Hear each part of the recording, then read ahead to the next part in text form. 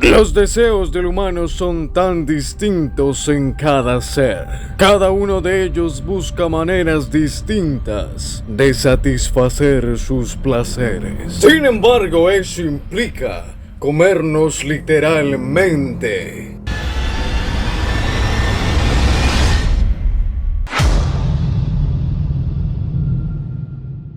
Nació el 16 de octubre de 1936 en Ucrania. Los fuertes conflictos de la guerra ucraniana trajo hambruna y sangre, recurriendo al secuestro de niños para matarlos y comerlos, volviéndose habitual. Por poco le sucede a Andrei cuando era niño, solo que en vez de él fue su hermano quien fue raptado por unos campesinos que acabaron comiéndolo. ¿Y cómo lo supo? Pues le contó su madre en plena niñez. Durante su educación, los complejos de inseguridad como ser miope sin gafas hizo que se volviera una burla para sus compañeros. El bullying en aquellos tiempos consistía en bajarle los pantalones y golpearlo hasta que caiga al suelo, provocando una timidez absoluta hacia las mujeres. Aún así, el verdadero problema se centró en los deseos sexuales reprimidos, llegando a su primer orgasmo tras abrazar a una chica por varios segundos.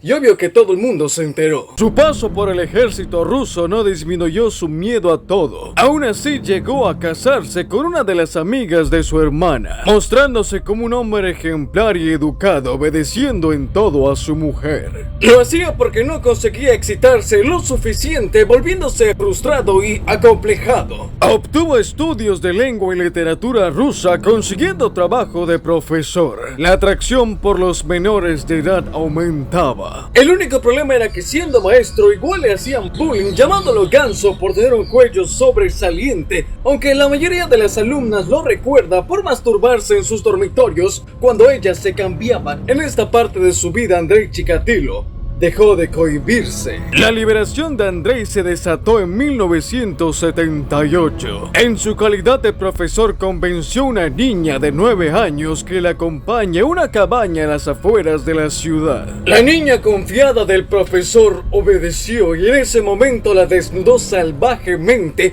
hiriéndola en el brazo, provocando la erección de Andrei Chikatilo. Al ver la sangre, no lo pensó dos veces, cogió el cuchillo apuñalándola hasta que llegó al orgasmo.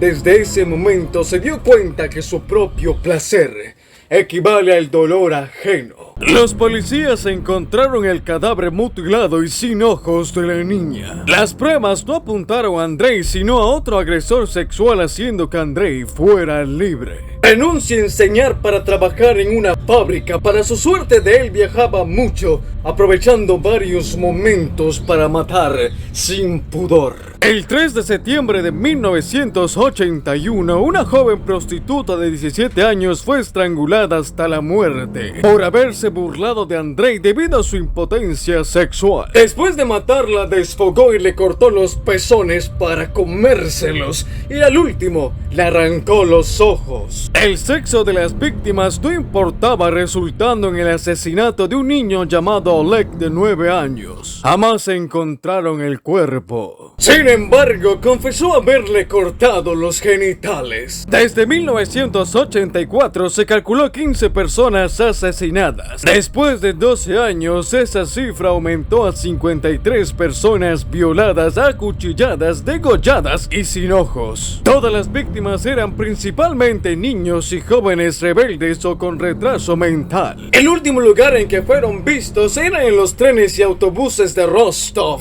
Rostov es el lugar de nacimiento de Andrei, o como lo llaman en ese sitio, el carnicero de Rostov. Las investigaciones y los asesinatos en ese entonces eran secretas, más que nada para no generar pánico y no criticar al gobierno soviético, o te iría mal. Los principales sospechosos fueron la comunidad médica y en especial cirujanos y de la comunidad gay. Más que nada porque en ese tiempo estaba prohibido la homosexualidad y las mayores víctimas eran hombres violados. Psicólogos y psiquiatras realizaron un perfil del criminal describiendo su disfunción sexual, llegando a tener 25,000 sospechosos en donde ni siquiera estaba Andrei Chikatilo. Los asesinatos iban en aumento hasta que arrestaron a Andrei Chikatilo por proponerle sexo oral a una prostituta, encontrando vaselina, cuerda, toalla y cuchillo. Le tomaron muestras de sangre, dando negativo con el semen encontrado a las 53 víctimas asesinadas. Lo dejaron libre, aún así volvió a la cárcel por abuso a menores, redescubriendo que su sangre y la muestra de semen son distintas y a su vez son de él. Esto ocurre con un porcentaje pequeño de la población, así que cuídate. Lo dejaron libre ya que lo soltaron antes de saber ese detalle. Lo capturaron en la estación con camisa y mejilla empapada de sangre. Confesó y describió con un maniquí cómo perpetraba y mutilaba. En 1992 se llevó a cabo el juicio, declarando frente a los familiares de todas las víctimas, condenándolo a la pena de muerte el 15 de febrero de 1994 de un tiro en la cabeza. Nació el 20 de junio de 1969 en la Ciudad de México. Con 2 años de edad se quedó huérfano de padre con sus 6 hermanos, llevando a la madre a buscar responsablemente ayuda en el alcohol. El carácter por el consumo de alcohol comenzaba a afectarla, castigando a sus hijos con dormir en el patio. Obviamente los maltratos psicológicos y físicos lo hicieron escapar de casa a los 6 años, sumergiéndose en robos y drogas, aunque poco y nada podía hacer volviendo a casa. Y como si la vida lo odiara, uno de los amigos de su hermano lo violó, marcando su infancia como un niño introvertido e inseguro, buscando la aprobación de la madre. Este deseo de aprobación hizo que cada pareja fuera presentada a la madre para ver si las aprobaba. En 1992 se casó. Debido al odio por su madre, comenzó a golpear a su esposa a pesar de tener una hija. Posteriormente se divorciaron. En el 2004 se volvió a casar, pero en vez de divorciarse terminó asesinando a su pareja.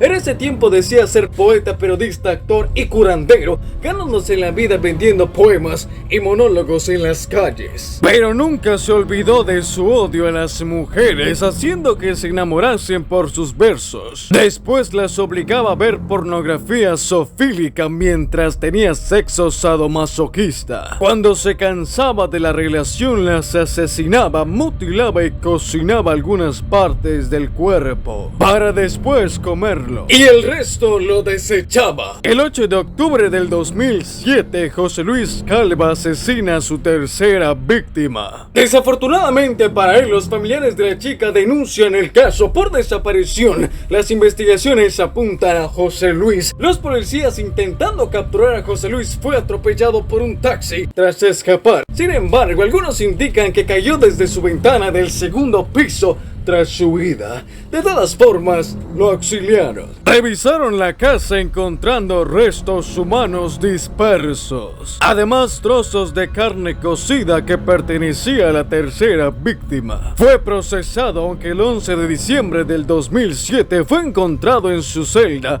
con indicios de suicidio. No obstante, las pericias apuntan a golpes, violación y estrangulamiento, dando con la teoría que los mismos presos lo habían matado por no pagar cupo en la cárcel. Así que ya sabes, chica, antes de enamorarte, primero tienes que conocerlo. Uno nunca sabe.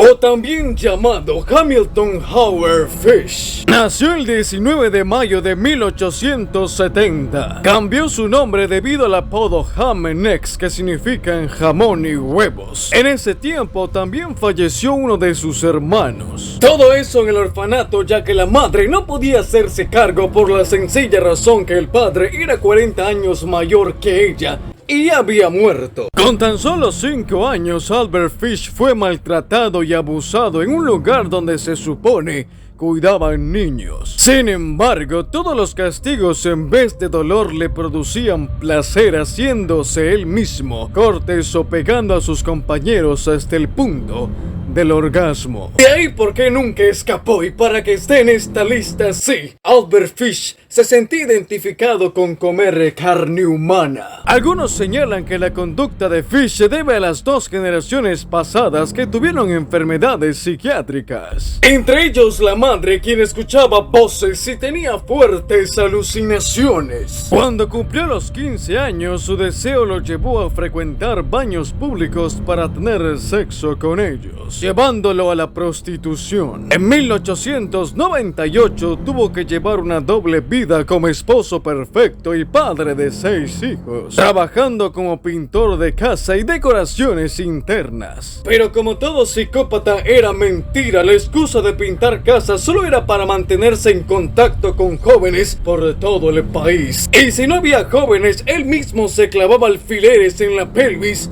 y en los genitales. Su descuido lo llevó a que lo pillase masturbándose mientras se golpeaba en la espalda con un palo con clavos. Al igual que su madre, Albert Fish sufría de alucinaciones religiosas, afirmando que era Jesucristo o San Juan y que el Todopoderoso le ordenaba cometer sacrificios humanos. Tuvo la oportunidad de entrar 3 veces a un centro psiquiátrico, pero al ser solo un psicópata de carácter sexual no fue suficiente para mantenerlo ahí. Aún así lo llegaron a arrestar 8 veces por estafa y robo, y por enviarle cartas obscenas a mujeres que se anunciaban en los periódicos. El 11 de febrero de 1927, un niño llamado Billy Gaffney fue secuestrado mientras jugaba con otros 2 amigos en la puerta de su casa. Jamás encontraron el cuerpo de Billy, la primera víctima de Albert Fish. Pero como si eso no fuera poco, Albert visitó una casa con la excusa de ofrecerles trabajo a una familia. En ese momento conoció a Grace Bott, de tan solo 10 años, e hizo lo que todo psicópata haría: entabló una buena relación con la familia para que confiaran en él. Y un día Albert Fish convenció a los padres para que lleve a Grace Bott a una fiesta de cumpleaños de su sobrina. Los padres solo miraban a un anciano pacífico, así que le dieron permiso para llevársela. Y desde ese día jamás regresó. Los padres trataron de encontrarla a ella y a su secuestrador. Pasaron 6 años y Albert Fish dejó una carta a la familia detallando lo que había hecho con su hija en ese día.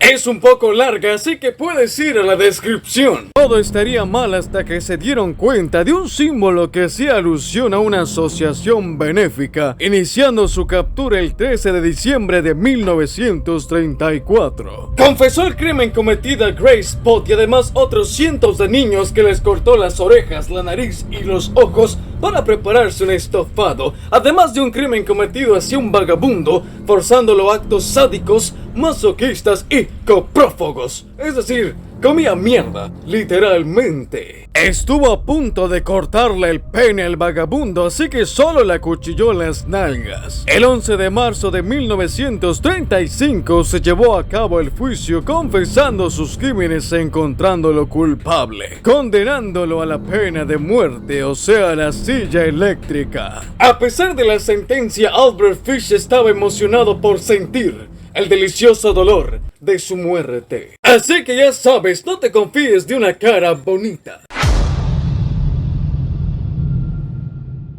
Nació en 1972. Este caso es corto. Chef británico que a sus 36 años ganó Mr. Gay de Reino Unido. Al parecer ocurrió el 2008 con la muerte de Damian Oldfield. El asesino fue Anthony Morley. En la confesión dijo que lo hizo porque la víctima se había burlado de él, todo a causa de tener sexo, y al final Damian Oldfield solo le dijo que la relación debía ir despacio. Y tú me dirás, bueno, exageró. En realidad Anthony tenía dudas sobre su sexualidad, ya que no sabía si era hetero, bi u homo. Hasta incluso ganó el premio Mr. Gay, la cual le otorgaron $1000, que con eso se volvió chef. Volviendo al tema, cuando ganó tenía una novia formal y solo participó debido a que su sexualidad cambiaba, o eso decía, con la excusa que había estado con un hombre en su adolescencia. Volviendo al canibalismo, Anthony Morley mutiló y cocinó a su víctima en aceite de oliva. Me hubiese gustado poner su estado mental, solo que no hay información. Lo que sí sé es que lo condenaron